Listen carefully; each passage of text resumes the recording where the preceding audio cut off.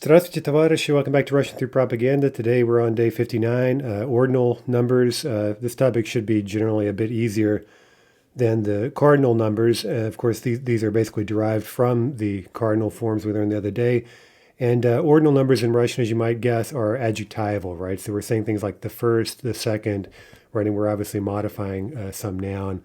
And so we're getting adjectival endings in Russian. So let's look over the table here.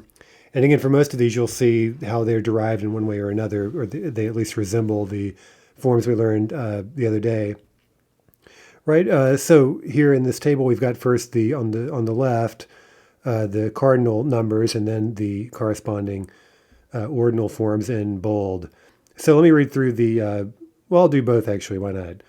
Один. Okay, so from number one, we get first первый, два или две. That gives второй. Three gives третий. And note the black box, that's a soft adjective. Again, we can tell simply by looking at that it's a soft adjective. And in fact, as we'll see in a moment, it's actually a slightly irregular type of soft adjective, meaning it's the spelling on its endings are a little bit different from the forms we learned the other day. Okay, четыре gives четвертый. Пять gives пятый. Шесть, шестой. Семь, седьмой. Note the da there, right? That's not a typo, so that's a bit odd looking. Восемь, восьмой. Девять, девятый. 10, десятый. Okay, for the teens, these are very predictable. And again, from where we have nadsits in the cardinal number, we're getting nadsati, right? Again, the adjectival ending for the ordinal, right? Одиннадцать gives одиннадцатый, двенадцать, двенадцатый, тринадцать gives тринадцатый, четырнадцать, четырнадцатый, 15, 15, 16, 16, 17, 17, 18, 18, 19, 19. You might want to review, again, this issue with where we write the soft sign. And we talked about that the other day, and you see how those same rules are carrying over here to the ordinals, right? So, for example, 15 is not пять, надцать, right? It's пять, пятнадцать. And then we get the corresponding ordinal пятнадцатый. Okay, the tens. Десять gives десятый, двадцать, двадцатый, тридцать, тридцатый, сорок, сороковой. That's a bit unusual. You might want to circle that one. As we know, сорок is a bit weird in the first place. Пятьдесят, again, note the spelling, hard T at the end. Пятидесятый, шестьдесят gives шестидесятый, 70 gives семидесятый, 80 gives восьмидесятый, 90 gives девяностый, and finally we'll end here, 100 gives сотый.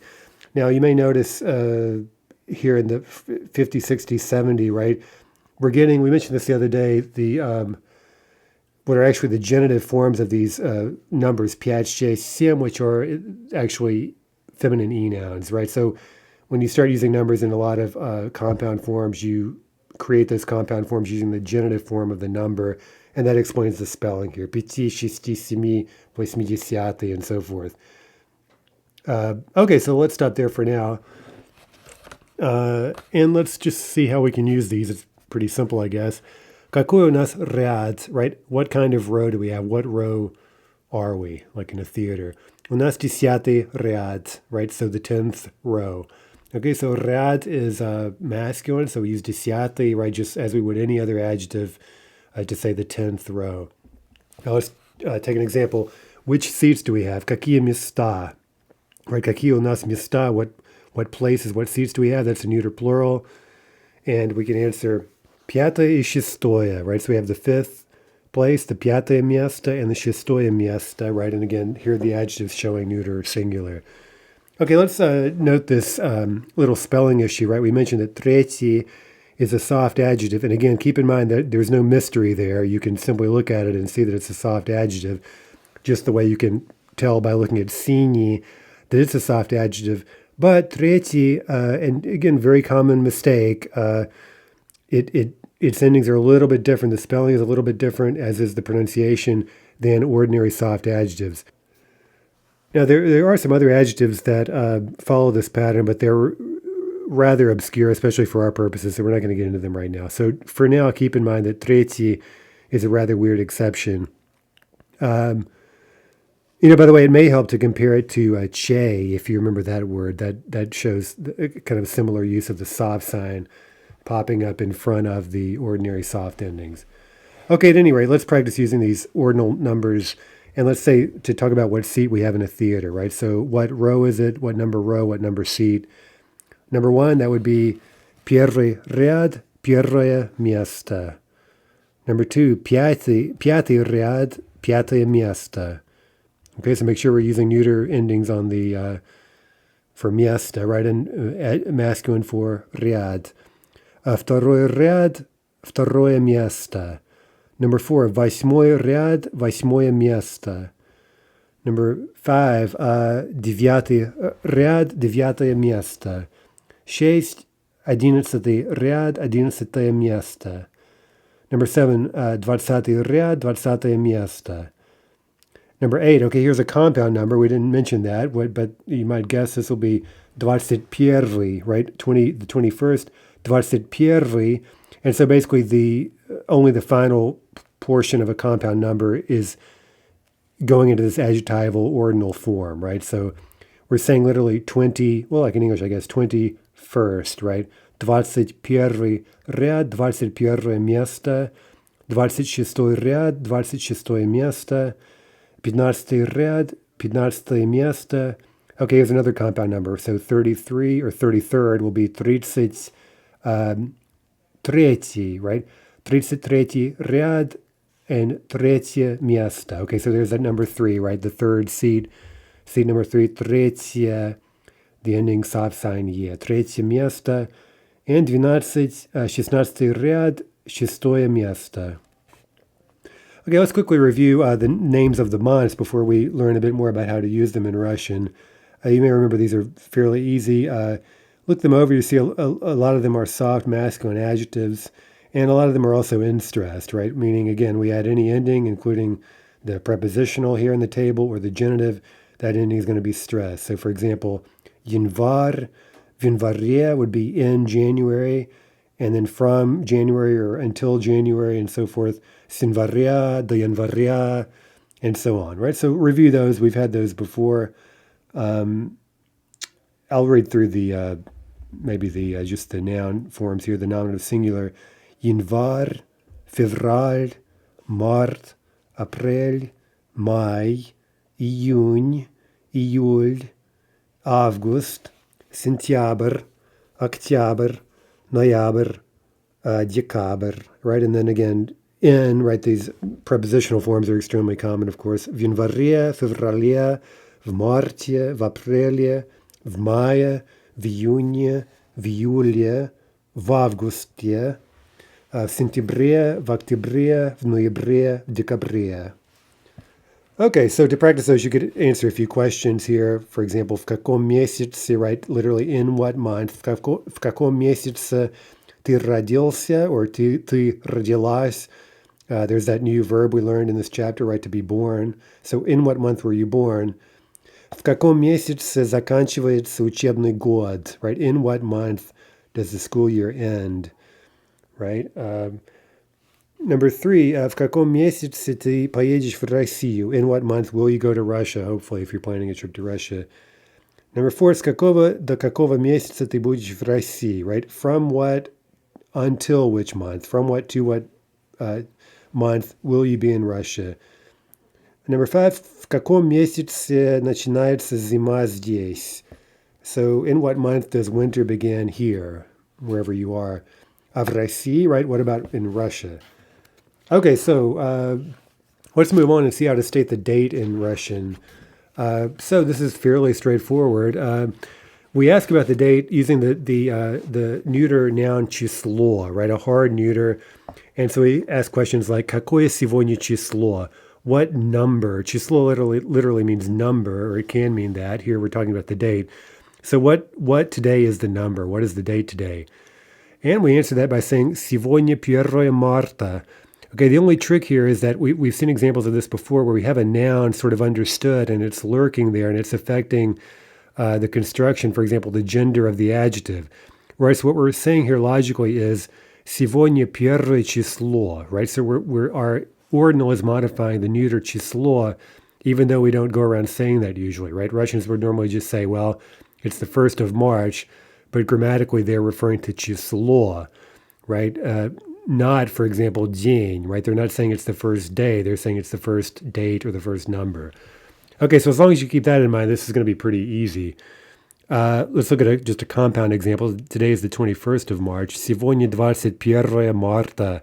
Again, the first unit, the first element there in the compound number is simply 20, the cardinal form, and then the final form, первое, we get our ordinal in the neuter singular. Okay, so we have a table there in the book on 38 for you just to use to review, right, where all of the forms here are showing the neuter singular endings. And then we say, as you may have noticed, the 1st of March, right? The month is going into the genitive, which makes perfect sense, I guess. Okay, so let's just write out a few of these dates. Новый год, right, the New Year, that's первое января, right? Первое, the first date, neuter singular, января, right, of January. День труда, Labor Day, day of labor, that's 1st of May, первое мая.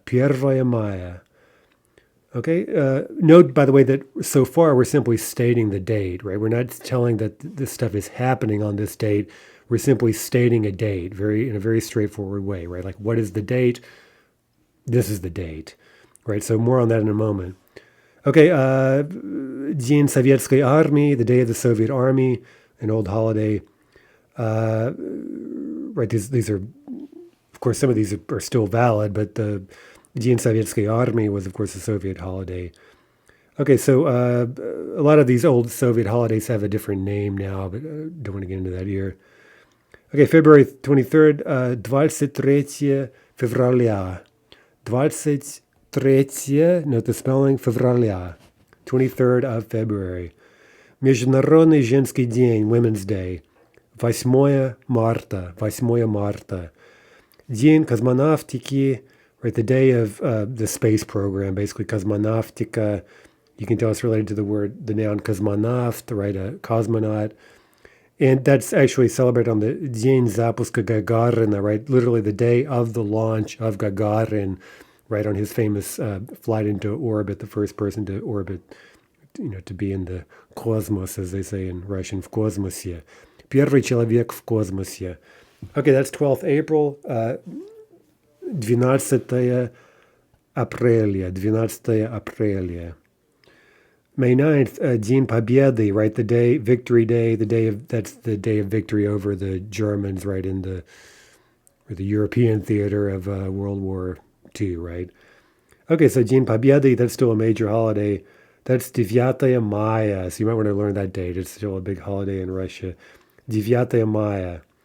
Finally, the годовщина Октябрьской революции, the anniversary of the October Revolution.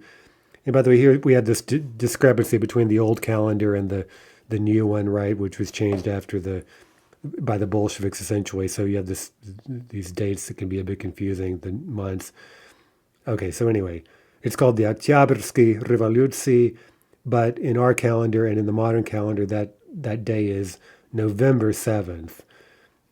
Right, so that would be 7 ноября.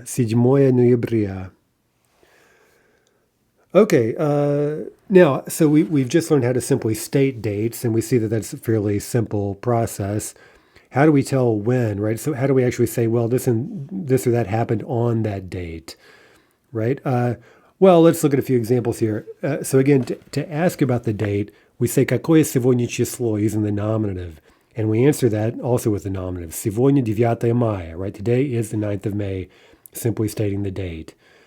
Okay, now if you want to ask on what date, we're going to use the genitive case. Now here's, again, another one of these instances where, there's really no rhyme or reason why the genitive is being used here, right? It doesn't really make any kind of logical sense. So you just kind of have to deal with it, right? That happens sometimes in Russian. We could say maybe this is the genitive of time, right? I mean, the genitive, like almost every other case, is used in certain time expressions. We've seen a lot of that already. We're going to review it again later. But today, just keep in mind, if you're stating a date, well, you're not stating it, but you're telling something happened on that date, on the date. You're just putting the date into the genitive. Okay, so the question turns out to be какого числа день победы, right? And we say in English, on what number, on what date is the day of victory, but in Russian, какого числа, that's in the genitive. Okay, and the answer to that question, again, so often the answer in Russian mirrors the grammar of the question. 9 Maya, right? So not 9 Maya, that's just stating the date. On the 9th of May, telling when something happened, that's 9 Maya. Okay, so let's see. Let's get some more examples. So the Russian language exam will be on January 20th.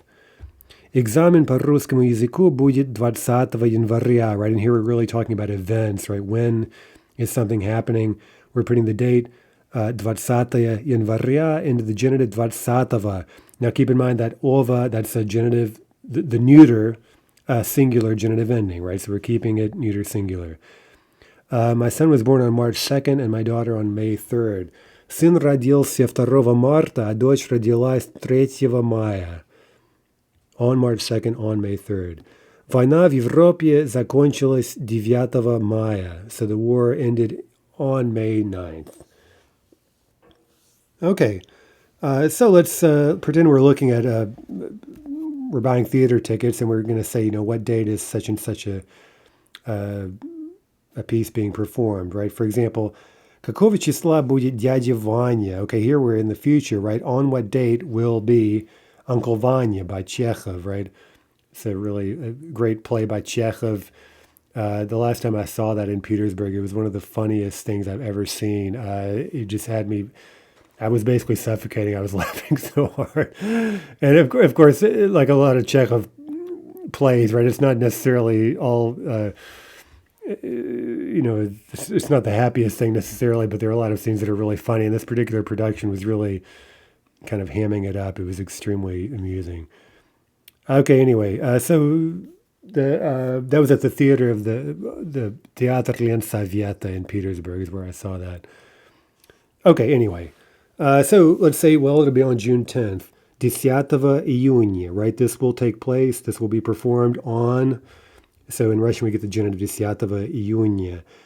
Okay, now here's another little construction, very useful for making future plans or buying tickets, right? Let's say, well, okay, give me in that case one ticket, and we're saying something like on to the 10th of June, right? Or for the 10th of June, right? I'll take one ticket for the 10th of June.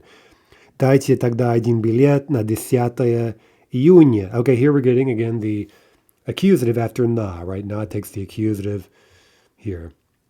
Okay, какого числа будет балет «Лебединое озеро»? On what date will be the ballet Swan Lake, right, by Tchaikovsky?